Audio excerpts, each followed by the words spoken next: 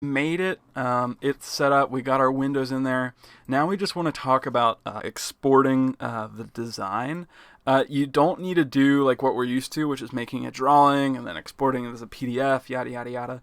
You actually, as long as you have this window open here for sheet metal table and flat view, you can right click on it and you can export it as a DXF or a DWG.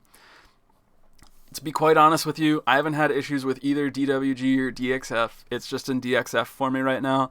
These are the settings that you should set, but I don't know really what happens if you don't do one or the other. I believe the only thing that you actually need is to include the bend center lines, because they will be important for our engrave lines in a little bit.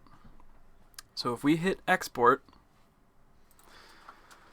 what should happen now is it'll give us a DXF. I'm just going to save that file, and it'll be in my downloads. I'm going to pop it onto my desktop.